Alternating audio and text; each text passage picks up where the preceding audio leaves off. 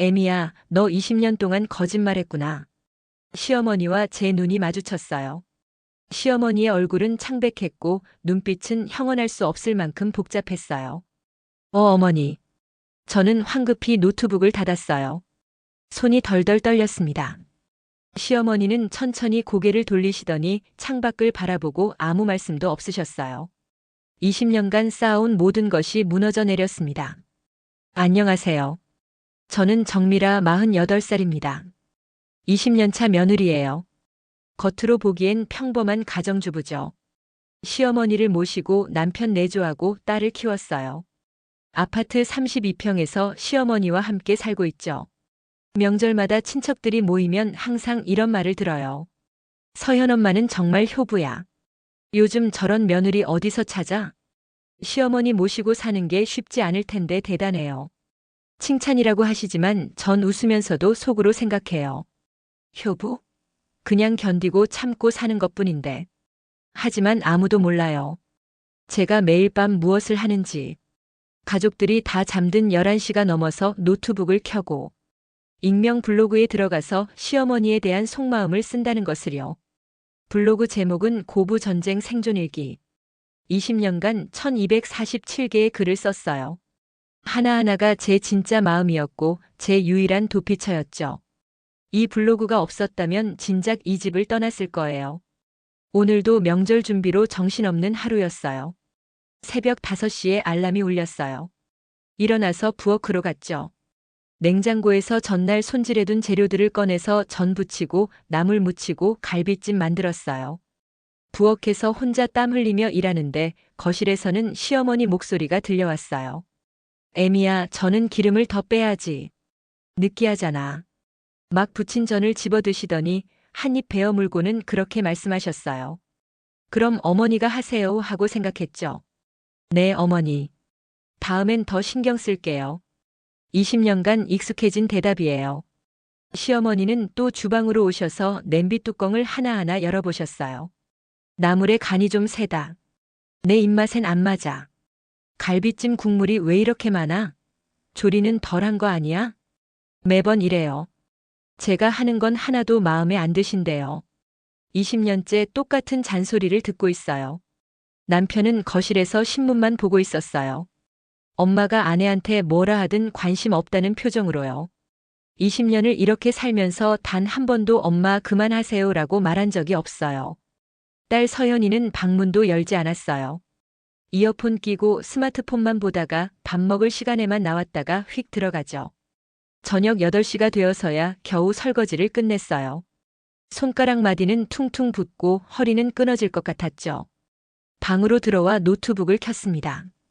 익명 블로그 고부전쟁 생존 일기를 열고 오늘의 글을 썼어요. 블로그 글 제1248화 오늘도 명절이 지옥이었다. 새벽 6시부터 명절 준비. 전 부치는데 기름 더 빼래. 나물 무치는데 간이 세대. 20년째 듣는 소리예요. 제가 하는 건 하나도 마음에 안 드신대요. 정말 하루하루가 지옥입니다. 이 집에서 저는 사람이 아니에요. 그냥 일하는 기계예요. 댓글이 위로를 해줬어요. 저도 똑같아요. 유유 나만 힘든 게 아니구나. 그런데 그날 밤 11시쯤 갑자기 시어머니 방에서 소리가 났습니다. 급히 달려가니 시어머니는 바닥에 쓰러져 계셨어요. 저는 곧바로 119에 전화했어요. 구급차 안에서 시어머니를 바라보며 저는 이상한 감정에 휩싸였습니다. 걱정되는 마음도 있었지만 이제 좀 자유로워질까? 그런 생각이 스쳐 지나갔고 곧바로 죄책감이 밀려왔죠. 응급실 의사 선생님이 말씀하셨어요. 뇌출혈입니다. 한 달 정도 입원 치료가 필요합니다. 한 달. 간병은 누가 하지? 다음 날 시누이들이 왔어요. 언니, 낮에는 언니가 좀 봐주시면 안 돼요? 저희는 정말 시간이. 남편도 거들었죠.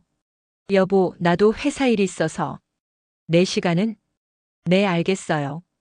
결국 저는 매일 아침 9시부터 저녁 6시까지 어쩔 땐 자고 오기도 하면서 병수발을 들었어요. 병실 생활 5일째 저는 병실에도 노트북을 가져갔어요. 시어머니가 낮잠 주무실 때 글을 쓰고 싶었거든요. 점심을 드리고 화장실에 가려고 노트북을 침대 옆 테이블에 두고 나갔어요. 복도에서 간호사가 불렀고 서류 확인하는데 시간이 좀 걸렸죠. 병실로 돌아왔을 때 시어머니가 제 노트북을 보고 계셨어요. 절전 모드였던 화면이 켜져 있었고 간병도 결국 며느리 몫이라는 제목이 떠 있었습니다. 시어머니와 제 눈이 마주쳤어요. 시어머니의 얼굴은 창백했고 눈빛은 형언할 수 없을 만큼 복잡했어요. 어머니. 저는 황급히 노트북을 닫았어요. 손이 덜덜 떨렸습니다. 시어머니는 천천히 고개를 돌리시더니 창밖을 바라보셨어요. 아무 말씀도 없으셨어요. 그 침묵이 더 무서웠어요. 제목만 보셨겠지. 설마 더 보셨을까? 하지만 그건 제 착각이었어요. 그날 밤 시어머니는 병실에서 잠들지 못하셨어요. 새벽 2시 간호사가 순회를 마치고 나가자 시어머니는 침대 옆 찬장을 조심스럽게 열었어요. 어머니가 뭐라 하실까봐 노트북을 제대로 끄지 않고 넣어뒀는데 다시 꺼내 보실 줄 몰랐어요. 시어머니는 떨리는 손으로 노트북을 꺼내 열었어요. 화면이 켜지자 블로그가 그대로 떠 있었어요. 고부전쟁 생존일기. 1247개의 글. 시어머니는 천천히 스크롤을 내리며 글들을 읽기 시작했어요. 시어머니 때문에 미칠 것 같다. 이 집은 지옥이다. 가정부 취급당한다. 시어머니가 사라졌으면 좋겠다. 차라리 요양원에 보내버릴까. 한 글자 한 글자가 가슴에 비수처럼 꽂혔어요. 20년 동안 며느리가 웃으며 네, 어머니라고 대답할 때마다 속으로는 이런 생각을 하고 있었던 거예요. 시어머니의 손이 떨렸어요. 그리고 분노가 치밀어 올랐죠. 20년 동안 나를 속였구나. 거짓말쟁이. 다음 날 아침 미라가 아침 인사를 건넬 때 시어머니의 표정은 달라져 있었어요. 어머니, 주무시는 동안 괜찮으셨어요? 시어머니는 차갑게 대답하셨어요. 네, 어제 노트북을 열어봤다. 미라의 얼굴이 창백해졌어요. 네? 다 봤어. 20년치 전부. 미라의 다리에 힘이 풀렸어요. 완전히 들켰다. 어머니, 그게. 저는. 변명은 필요 없어. 이제 다들 알게 될 테니까. 시어머니는 침대 옆에 놓인 자신의 휴대폰을 들었어요. 어젯밤 며느리가 적은 글들을 사진 찍어뒀거든요. 시어머니는 떨리는 손으로 가족 단톡방 우리 가족을 열었어요. 대화 상대는 아들, 큰딸, 작은딸, 손녀. 그리고 며느리. 시어머니는 블로그 글 사진들을 하나하나 올리기 시작했어요. 시어머니 때문에 미칠 것 같다. 이 집은 지옥이다. 가정부 취급당한다. 시어머니가 사라졌으면 좋겠다. 차라리 요양원에 보내버릴까. 여러분, 20년 동안 제 며느리의 진심이 이거였습니다. 우리 가족 모두 알아야 할 것 같아서 공유합니다. 미라는 자신의 휴대폰이 미친 듯이 울리는 걸 느꼈어요. 손이 떨려서 휴대폰을 제대로 잡을 수가 없었죠. 어머니, 왜 이러세요? 왜 가족들한테? 왜? 진실을 알려주는 거지. 20년 동안 거짓말한 사람이 누군데. 미라는 병실을 뛰쳐나갔어요. 복도 끝 화장실로 들어가 문을 잠그고 휴대폰을 확인했죠. 가족 단톡방이 폭발하고 있었어요. 정희. 언니. 이게 뭐예요? 이게 진짜예요? 정아. 헐. 언니가 이런 글을 썼다고요? 어머니한테 이렇게 생각하면서 20년을 살았다고요? 우진. 여보, 지금 어디야? 당장 전화해. 미라는 화장실 변기 뚜껑을 덮고 주저앉았어요. 손이 떨려서 휴대폰을 제대로 잡을 수가 없었죠. 전화가 걸려왔어요. 남편이었어요. 받지 않았어요. 또 걸려왔어요. 시누이들에게서도 연달아 전화가 왔죠. 메시지는 계속 쏟아졌어요. 정희. 언니, 어떻게 이럴 수 있어요? 어머니가 얼마나 상처받으셨을지 생각해봤어요? 우리가 언니를 가족으로 받아들였는데 이렇게 뒤에서 욕하고 다녔다고요? 정아. 진짜 충격이에요. 언니가 그렇게 착하고 조용한 사람인 줄 알았는데 뒤에서는 어머니 욕하는 블로그를 운영하고 있었다니. 20년 동안 거짓말로 산 거잖아요. 우진. 미라야, 나한테 설명 좀 해. 이게 대체 무슨 일이야? 엄마가 지금 병실에서 우시고 계셔. 당장 전화해. 서현. 엄마. 이게 진짜야? 할머니한테 이런 생각하면서 살았어? 나도 몰랐어. 완전 충격. 미라는 눈물이 주르르 흘러내렸어요. 그런데 억울함도 동시에 치밀어 올랐죠. 나만 잘못한 건가? 20년 동안 내가 당한 건 아무것도 아닌 건가? 30분 후 미라는 화장실에서 나와 병실로 돌아갔어요. 시어머니는 침대에 누워 천장을 바라보고 계셨어요. 어머니, 나가. 내 얼굴 보기 싫어. 어머니, 제 얘기도 들어주세요. 들을 것 없어. 20년 동안 숨겨온 내 본심을 다 봤어. 이제 더 이상 참을 필요 없으니까 나가. 미라는 가방을 챙겨 병실을 나왔어요.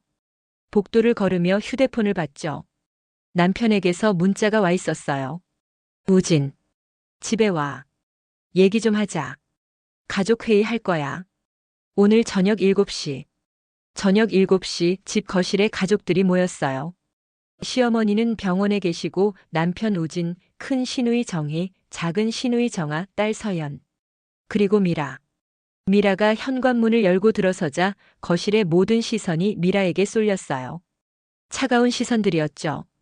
우진이 먼저 입을 열었어요. 앉아. 얘기 좀 하자. 미라는 소파에 앉았어요. 정희가 날카롭게 말했어요. 언니, 어떻게 이럴 수 있어요? 어머니한테 그렇게 생각하면서 20년을 살았다고요? 저도 할 말이 뭐가 있어요? 블로그에 다 써놨잖아요. 시어머니가 사라졌으면 좋겠다. 요양원에 보내버릴까? 이게 며느리가 할 생각이에요? 정아도 거들었어요. 우리가 언니를 얼마나 믿었는데. 명절 때마다 언니가 고생한다고 생각해서 우리도 미안했거든요. 그런데 뒤에서는 이런 글을 쓰고 있었다니. 완전 배신감이에요. 미라는 참았던 감정이 폭발했어요. 배신감?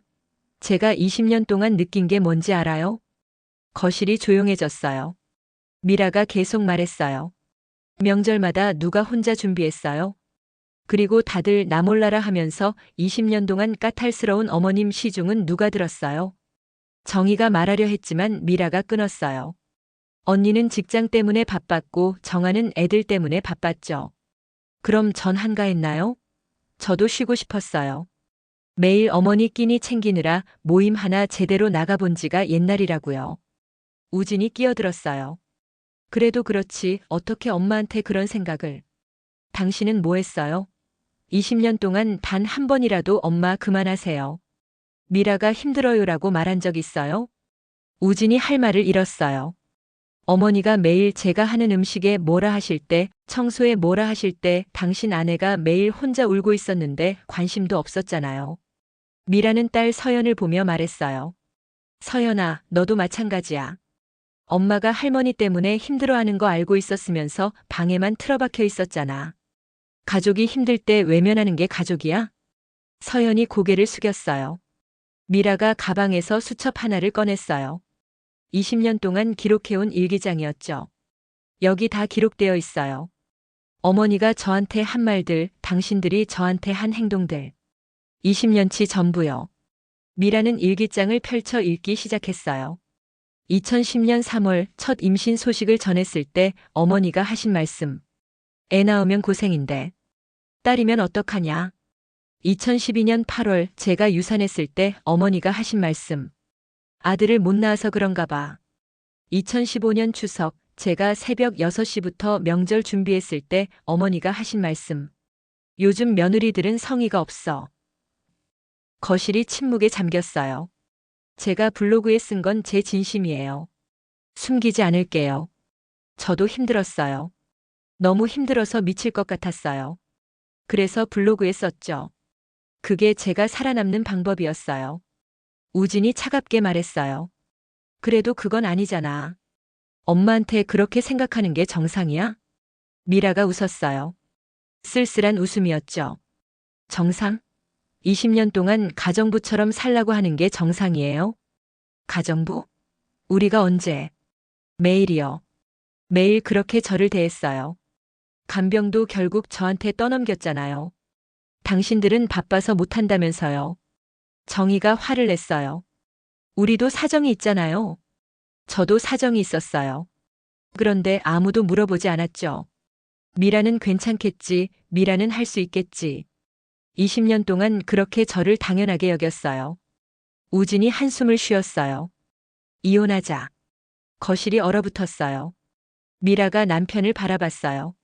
뭐라고요? 이혼하자. 엄마한테 그렇게 생각하는 사람이랑은 더 이상 못 살아. 엄마가 얼마나 상처받으셨는데. 미라는 웃음이 나왔어요. 좋아요. 이혼해요. 저도 더 이상 이 집에서 못 살겠어요. 서연이 울먹였어요. 엄마, 아빠 진짜 이혼하는 거야? 하지만 미라와 우진은 서로를 바라보지도 않았어요. 집은 제가 나갈게요. 내일 짐 쌀게요. 미라는 일어나서 방으로 들어갔어요. 그날 밤 미라는 짐을 쌌어요. 20년 동안 살았던 집을 떠날 준비를 했죠. 다음 날 아침 거실로 나가니 우진이 식탁에 앉아 있었어요. 진짜 가는 거야? 당신이 원한 거잖아요. 이혼 서류는 나중에 보낼게. 알겠어요. 미라는 현관문을 열고 나갔어요. 뒤돌아보지 않았죠. 미라가 집을 떠난 지 3일 후 집안 분위기는 최악이었어요. 우진은 회사 갔다가 집에 와서 술만 마셨고 서연은 방에만 틀어박혀 있었죠. 서연은 할머니 병문안을 가기 위해 할머니 방에서 옷을 챙기고 있었어요. 할머니가 입으실 속옷과 양말을 찾으려고 서랍을 열었죠. 그때 낡은 수첩 하나가 눈에 띄었어요. 손때 묻은 갈색 수첩. 표지에는 아무것도 쓰여 있지 않았어요. 호기심에 펼쳐봤어요. 첫 페이지에 적힌 제목. 며느리 관찰일기. 서연의 심장이 쿵쾅거렸어요. 떨리는 손으로 페이지를 넘겼죠. 2010년 3월 5일. 며느리가 오늘도 나를 피한다.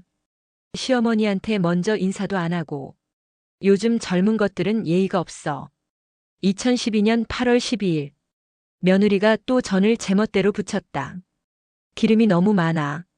내가 가르쳐줘도 자기 방식대로만 한다. 내 말을 무시하는 거야. 시어머니 말을 들어야 하는 게 며느리 도리 아닌가.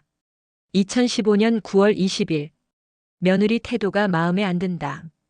내가 말하면 내 어머니만 반복한다. 겉으로만 공손한 척. 진짜 마음은 다른 것 같다. 요즘 애들은 다 이렇게 겉과 속이 다른가. 2018년 4월 3일. 우진이가 요즘 나보다 며느리 편만 든다. 내가 뭐라 하면 엄마 미라가 힘들어요라고 한다. 혼자 키운 아들이 며느리한테 빼앗긴 기분이다. 며느리가 우진이를 세뇌시킨 거야. 서연은 충격을 받았어요. 손이 떨렸죠. 할머니 입장에서는 이렇게 생각하고 계셨구나. 서연은 수첩을 들고 거실로 나갔어요. 아빠 우진이 소파에 앉아 있었죠. 아빠 이거 봐. 뭔데? 할머니 일기장이야. 며느리 일기. 우진이 수첩을 받아 읽기 시작했어요. 얼굴이 점점 굳어졌죠. 이게. 할머니도 20년 동안 일기를 쓰셨어. 엄마에 대해서. 서연은 휴대폰을 꺼내 일기장 페이지들을 사진으로 찍었어요. 그리고 가족 단톡방에 올렸죠. 할머니 방에서 찾았어요. 할머니도 20년 동안 엄마에 대한 일기를 쓰셨어요. 우리가 몰랐던 할머니 마음이 여기 다 있어요. 할머니도 엄마 때문에 힘들었대요. 단톡방이 조용해졌어요. 아무도 메시지를 보내지 않았죠. 그날 저녁 우진과 시누이들은 병원으로 갔어요. 시어머니 방으로 들어가니 시어머니는 창밖을 바라보고 계셨어요. 엄마 이거. 엄마가 쓰신 거예요? 우진이 수첩을 보여드렸어요. 시어머니의 표정이 굳어졌어요. 그걸 어떻게? 내 방을 뒤졌어? 서연이가 옷 챙기다가 우연히. 내 일기를 왜 가족들한테 보여준 거야? 시어머니가 화를 냈어요. 우진이 당황했죠. 엄마, 그게 아니라. 엄마도 힘드셨던 거 아니에요? 힘들었지. 며느리가 내 말을 무시하고 예의도 없고 우진이까지 빼앗아가려고 하니까. 정희가 어리둥절한 표정으로 물었어요. 엄마, 그게 무슨. 너희들은 몰라. 내가 며느리 시절엔 얼마나 참았는데. 요즘 며느리들은 참을성도 없고 버릇도 없어. 내가 잔소리한 게 잘못이야? 며느리가 제대로 못하니까 가르쳐준 거지. 우진이 한숨을 쉬었어요. 엄마. 그러니까 미라가 떠난 거예요. 떠나든지 말든지. 내가 잘못한 게 없어. 시어머니가 며느리 가르치는 게 당연한 거 아니야? 시어머니는 끝까지 자신이 옳다고 생각했어요. 일주일 후 미라는 서연이 올린 시어머니 일기 사진들을 봤죠. 한참을 보고 있다가 씁쓸한 웃음이 나왔어요. 결국 어머니도 똑같았네. 자기가 옳다고 생각하시는구나. 미라는 고개를 저었어요. 역시 바뀔 수 없었어. 세대가 다르니까. 미라는 블로그를 열었어요. 고부 전쟁 생존일기 마지막 글을 쓰기 시작했어요. 블로그 글 마지막 화평행선. 시어머니 일기를 봤어요. 어머니도 20년 동안 저에 대해 쓰셨더라고요. 그런데 내용은 제 블로그랑 정반대였어요. 저는 시어머니가 잔소리한다고 썼고 시어머니는 며느리가 말을 안 듣는다고 쓰셨어요. 저는 자유를 원한다고 썼고 시어머니는 요즘 며느리들은 버릇이 없다고 쓰셨어요. 우리는 그동안 평행선이었어요. 서로를 이해한 게 아니라 서로를 틀렸다고 생각했던 거예요. 결국 화해는 없었지만 지나고 보니 어머님도 힘드셨을 것 같아요. 예전엔 다 그렇게 사셨으니까요. 댓글이 달렸어요. 고부님 현실적인 조언 감사해요. 저도 이혼 생각 중이에요.